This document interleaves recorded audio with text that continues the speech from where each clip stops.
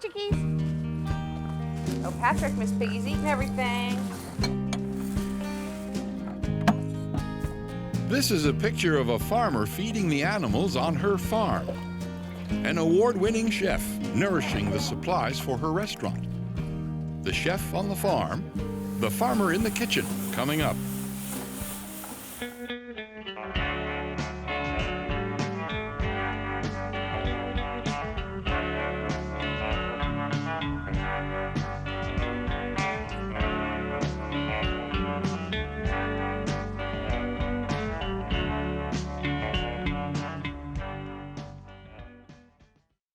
It's a little late in the season. We've had some nice frost on it, so the frost will have helped make it sweeter. They worry about holding on to this. A small farm, the Glover family farm in Georgia, just outside Atlanta. Busy, growing Atlanta. They worry about being swallowed up, suburbanized. Farmer Skip Glover, whose people have been on these acres since 1823, has been farming organically for nearly 40 years. We're fast becoming an urban farm. I refuse to become bitter about that, but you have to live with change and adjust to it. When Skip Glover was a kid and his daddy kept cattle on this farm, the nearby road was dirt, and there were not as many cars in a week as there are now on the superhighway in an hour. Atlanta is on the horizon and moving closer every day. Now the acreage is, of course, shrunk as it does as areas grow up, but we're hoping to hold to this part and let it continue to be a family farm or some sort of family endeavor. For any farmer sensing the approach of the split levels, it means pressure on the land, taxes going up, developers driving by, leering at the open space. It keeps me young. I enjoyed the work. I enjoyed being active. This is my golf and this is my daytime TV. I farm and I grow, and I'm excited to get up every morning to some activity that I feel is worthwhile.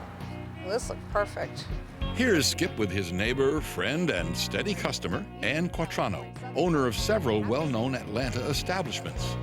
Bacchanalia is the place that Ann first opened in 1992. Is now joined by its sister eatery, the Floataway Café, and Star Provisions, which sells local cheeses, meats, and other culinary goodies. I think what we have tried to do down here, and even when we were in New York, is to really concentrate on what's local. Head down there, Rosie girl. Ann Quatrano's restaurants are busy enough these days that her own crops only supplement menus filled with the offerings of Skip Glover and other small farmers near Atlanta. Of course, the chef knows food. I feel that the farmer needs to know food as well. Right. December is not the time of garden abundance, is it? Well, the fields may have that brown and withered look, but in December, in Georgia, the kale, broccoli, sweet potatoes, and carrots have a special cold weather sweetness to them. So let's talk about the turnips that we have here. The variety that we have is baby doll turnip, and the only place I found the seed is from a place in California. It's just like a family in there, look at it. And they just look so beautiful, I think, that way, all in a little clump. Mommy and Daddy, baby turnips. You want us to pull some out? Yeah? That's not so baby, but Oh, no, it's beautiful. Okay. No, I think I'd like to use these big ones, actually. Okay. I never get these. I would love to use them.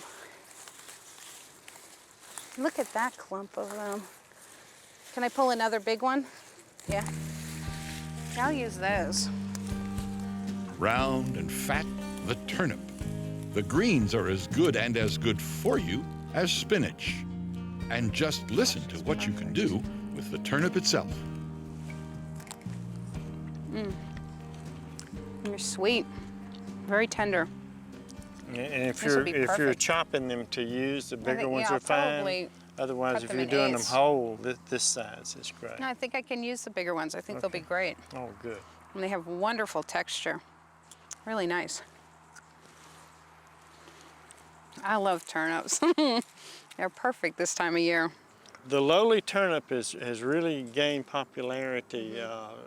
Well, a little sugar and helps too. We caramelize them with some apples and we add a little bit of sugar and they're sweet with that little, just a little bit of the pungency at the end of the palate. They're enormously popular. And people say, oh, I don't eat turnips. And they ask, oh, can I have, French fries instead of turnips? We say, sure.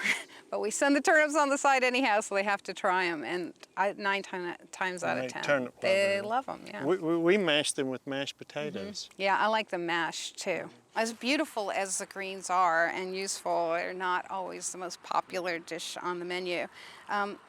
Potatoes, though, are. Americans love potatoes. So why don't we go look at your sweet potatoes and see what we can do with those. Move up to the next patch. And then there's this standby, dessert in the middle of the meal, sweet potatoes, especially when served with marshmallows melted on top. And this is an old variety that was given to me by a friend. It's called a golden nugget.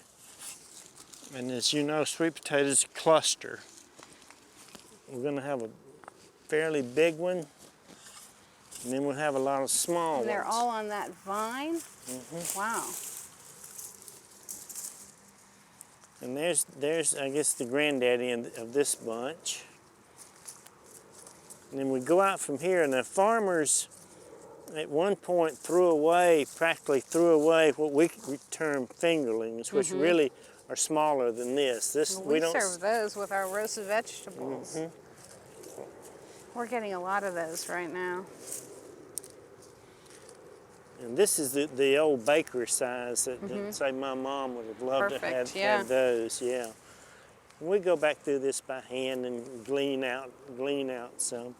Didn't have the actual fingerling size that I like in that bunch. We'll look again. Here's the main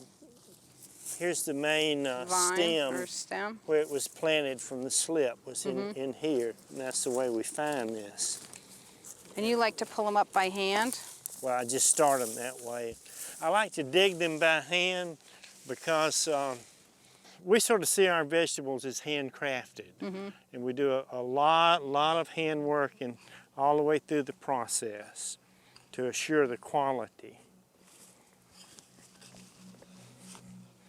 This had some on the outside. Now that's getting more toward your fingerling size. I still like them a little bit smaller than that. It's a nice size. Oh yeah. So what's in your compost? It's a plant-based compost. So you just take what you have off of here. And we take our the crop leavings, and we use a lot of leaves and some hay, and we let that break down. We're on a 7-year rotation. No crop returns to the same area within 7 years. The organic requirements for certification are 3 years, but we've worked about a 7-year rotation. That's great. One of those years is always a fallow year. Right, where you don't plant anything. Nothing but the cover crop is planted there for one of those years. And the other years are rotated with the 3 families of leaf, fruiting, and root. It's challenging, I think, but also rewarding in a lot of ways. Got these from There is no food that says the American South more than this. Collard greens. Cook them, and keep on cooking. I call it the collard for the non-collard lover. It tends to be very sweet. Doesn't have that strong odor that used to run children out of their mother's kitchens. And quite pretty. The looks a little bit like a red Russian kale with the, but it is a collard. It's not. You can compare it with the Georgia collard, which we have in another area. It's got a cabbage flavor, a little sweeter. Traditionally, collards are cooked forever in kind of a brine, you would say almost. It has a little vinegar in it, and it has some pork product in it, at least traditional Southern preparations. And the reason being is that they used to let these grow till they were the size, probably 15, 20 inches around. Right. and they would need to be cooked for a long time to be tender enough to actually eat. One of the girls at one of my restaurants says that whenever she eats greens, they get bigger in her mouth as she chews them. She says, I hate that. I feel like I'm never going to swallow it.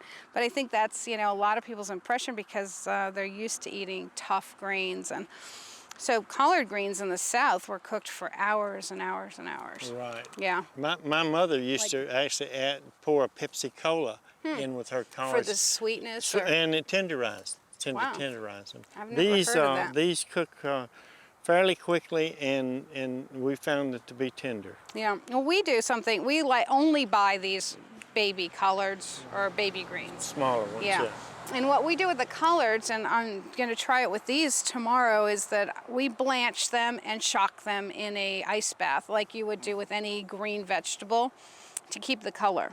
And then we prepare a stock for it that we do with a ham product, ham bone, ham, whatever. We tend to use a lot of prosciutto bones because we sell prosciutto in the store and it kind of works for us. But then we put a little bit of vinegar in, and we use a little bit of something spicy, whether it's a hot pepper, or pickled pepper, or whatever peppers we have around, to give it a little bite. And it also does... Neither Ann nor Skip seems hurried, but they're part of a crowd that is racing. Very small crowd to be sure, but a growing group of people racing to see if the idea of family farming, healthy, wholesome eating, can catch up to the mess that's being made of the soil, the air, and the water. The race to see if people will figure out which costs more overall. We feel that food is best prepared simply, and for simply prepared vegetables, you need the freshest, best quality available, and that seems to only be available locally. Produce doesn't travel well. First, I'm going to do a quick saute of some turnips with some apples that are from, the apples we didn't see yesterday, but they're from Georgia. They're from Elijah, and they're a Fuji variety. And then he has these beautiful, I think he called them Nelson turnips. All his turnips are all his produce seem to be named after who gave him the seeds, which I love. These were Nelson, I think. So they're a beautiful white turnip, and we usually like to use the smaller turnips, but we tasted these raw yesterday. They were sweet and tender, so we're going to cook them up and see how they do. I think they'll be great. Anything good raw is good cooked as well. So it's very simple. With all turnips, you have to peel off the outside. There is a protective. Besides the skin, you can almost see it goes to a little lighter white towards the outside, and it tends to be a little more acidic, and you like to get rid of that. And I'm just gonna, this is very rustic, so I'm just gonna cut these up and peel them, and I'm gonna cut them into probably eighths. I'm gonna saute them very quickly in some clarified butter with some apples alongside of them.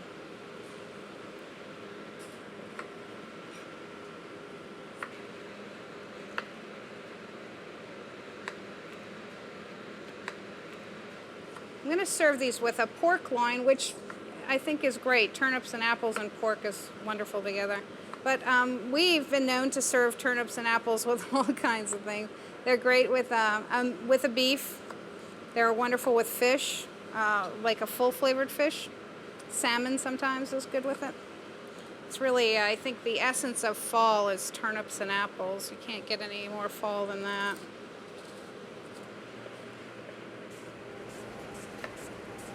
So I'm just going to do 2 turnips and 2 apples, and I'm going to cook them right together in the pan. I have a little bit of clarified butter here. Clarified butter, we just remove the remove the milk solids from it. That way you don't get the little burnt pieces of butter in the bottom. I think because these turnips are so tender, they're going to cook almost as quickly as the apple, so I'm going to go ahead and throw them all in together. Fresh like this, you can't beat them. All right. I'm going to add a little bit of maple syrup. It's going to help caramelize them as well. Some salt.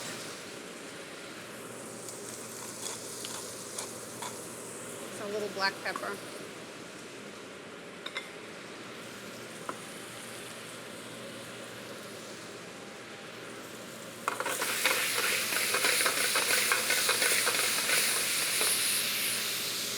Smells good. I'm going to deglaze this with a tiny bit of chicken stock.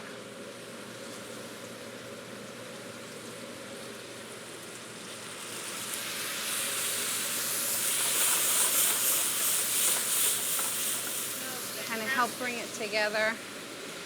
And then I'm going to add just a little bit of butter at the end. And then we're going to let it steep on its own.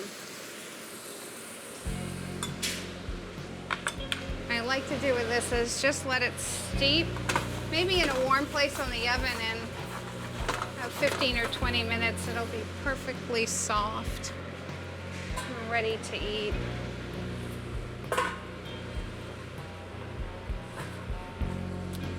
On to our next dish. We have our fresh collard greens.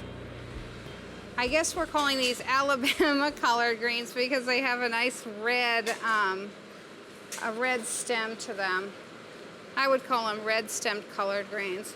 All I've done is pulled off the woody ends, and I'm gonna just blanch them in a little bit of hot water that I have some salt in. Because they're baby and the texture's so fine, we don't really have to cook them for several hours like big mature collard greens. So what we're doing is we're going to blanch them so that we can keep this beautiful color. Just a few minutes in the hot water, and then they go right into a ice cold water to shock them. They're really pretty. And I'm gonna put my hot water aside. I have a pork stock. It takes several hours, but what I have in here are the ends of prosciutto, and it's made a beautiful colored stock. I just mixed it with water. So I chopped up my prosciutto ends in thin pieces, and I sauteed them for a second in the pan. I'm gonna add a little bit more. As they cook, they kind of fall apart and you get little shards of ham in your collard greens, and that's kind of what you want. In the South, they use country ham. I use prosciutto. I put a little bit of red pepper flakes so it's a little spicy, and I'm gonna add a little bit of sherry vinegar so that you have that kind of tang that you're looking for with a collard green. Add a little bit of salt, a little bit of the maple syrup.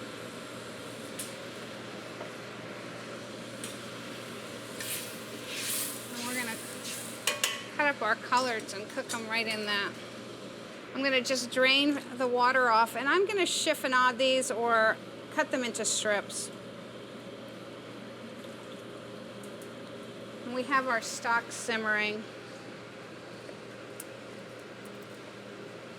And they're really nice and tender. They're gonna be really good. And I'm gonna recook these right in this.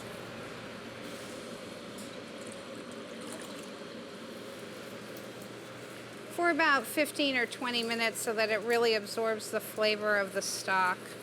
And with any luck, they'll stay nice and green. So we'll have a pretty dish. I'm gonna let these cook for about 15 or 20 minutes. And we'll do our beautiful sweet potatoes. What did he say? They've been aging for 4 weeks or so. I cut them up into cubes. If you notice, they're a very different color than what I normally see. I think it's because they are so fresh. I cut them up in cubes, and I'm just boiling them in chicken stock. It's very simple. I'm gonna add, at this point, they're really soft and they're ready for me to puree. And I'm gonna add to that a little bit of fresh grated nutmeg. Also a little bit of salt. And then I'm gonna just take this, like the most handy kitchen tool imaginable, is this wand. And I'm just gonna puree them right in the pan.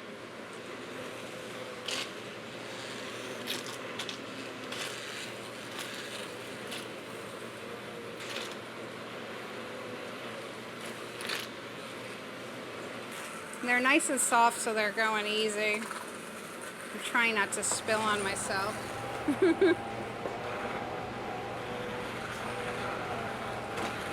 I'm gonna add a little more stock to this.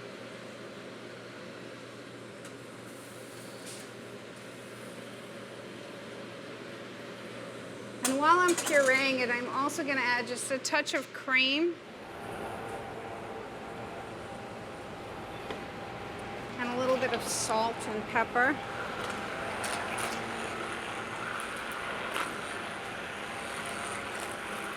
I like to add a touch of butter right at the end because it just makes it a little silky. It gives it a nice glow.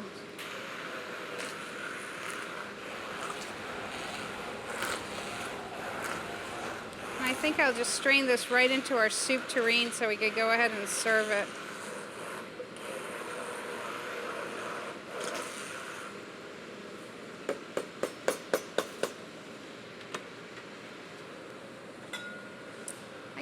For the restaurant, we would strain this. I think I'm just gonna pour it. This is casual. It's country. We have our sweet potato soup. I'm gonna cover it and we'll have it for later. What better to serve with our fall vegetables than a piece of pork, especially in the South. We have a cured pork loin here that we've just oven roasted. We're gonna serve it with some greens and our turnips. And a little bit of the juices from both of them.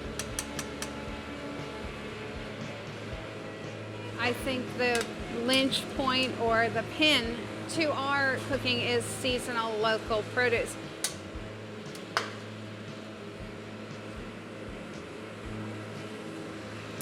And that will be our beautiful entree. And our sweet potato soup.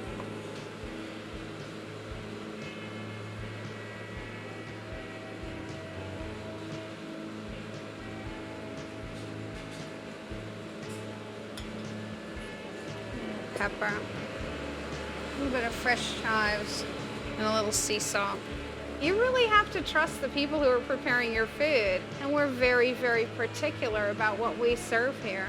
We really want to serve the very best, and it has to be the very freshest, or it won't be the best. Anne Quatrano needs farmers to supply her restaurant, her shop, farmers nearby, not across the continent. When there are enough Anne Quatranos in every city, every town, there might well be economic pressure to preserve, sustain, and indeed create small family farms.